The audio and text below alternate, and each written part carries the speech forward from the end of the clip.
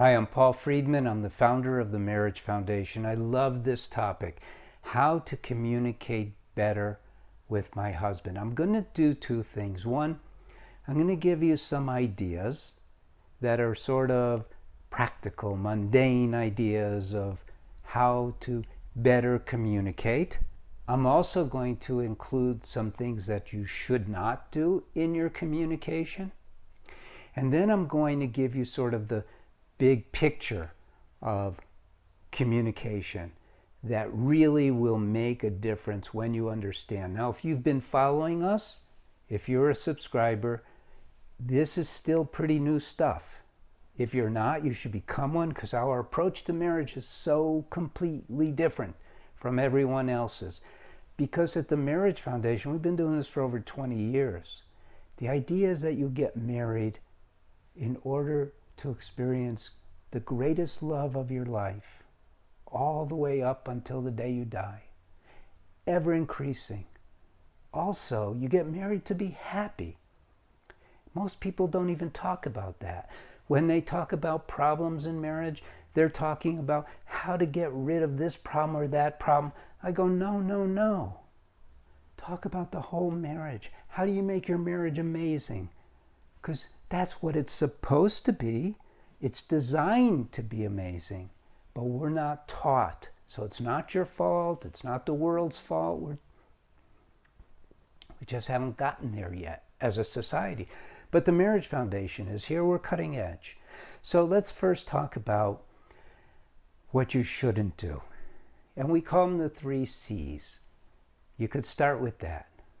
Criticize, condemn, complain.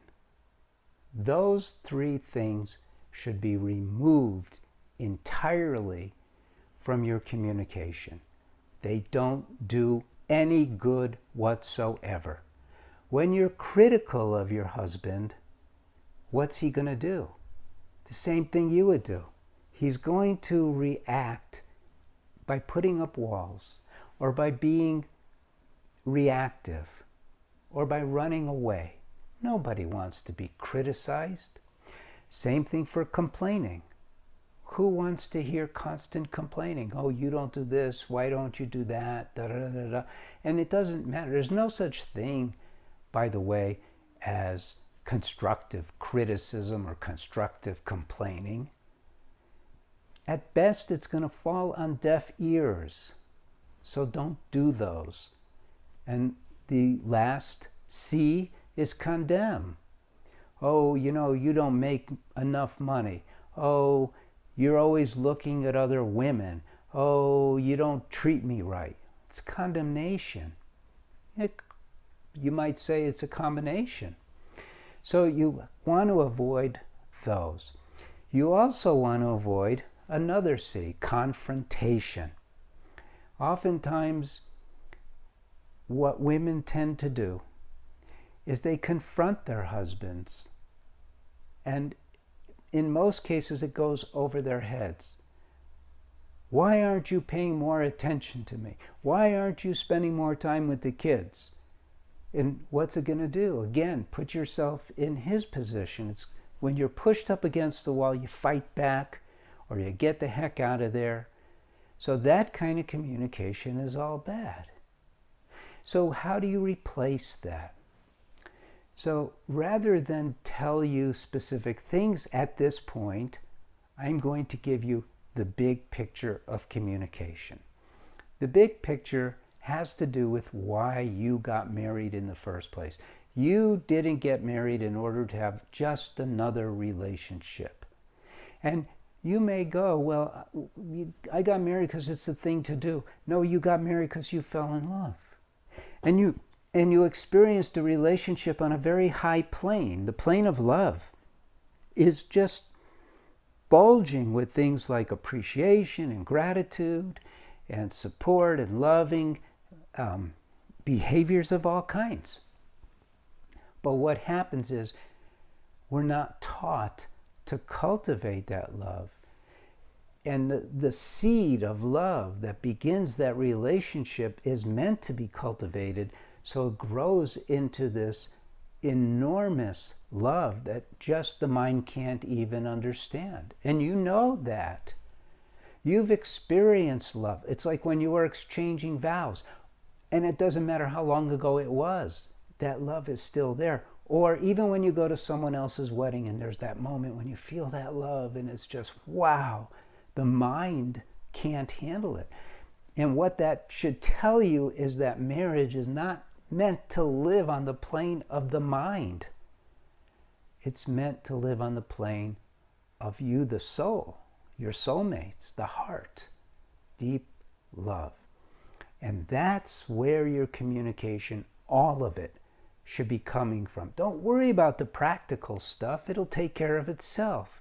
But every time you open your mouth or look at your husband or communicate with a text or in any way, it should be from your heart. You should literally feel, physically, your heart opening up and pouring out. Sometimes what I've told clients is you have a door in your heart and it's holding back liquid love.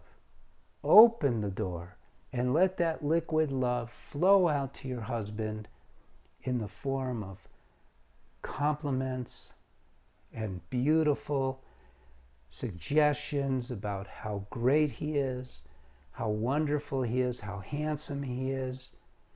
And when your mind fights you, that's when it's time to step in and go, mind, no, I can choose between the flaws that he has, everyone has flaws, or his beautiful attributes that I really appreciate, and go with those.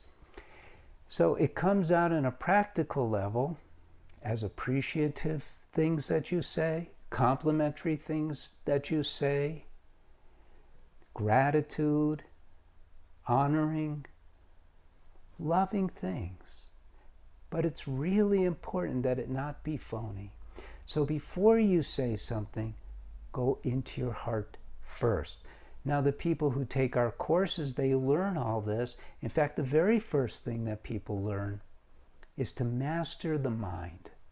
Don't go along with these people who say, you gotta go with what your gut tells you. No, you go with what your heart is saying.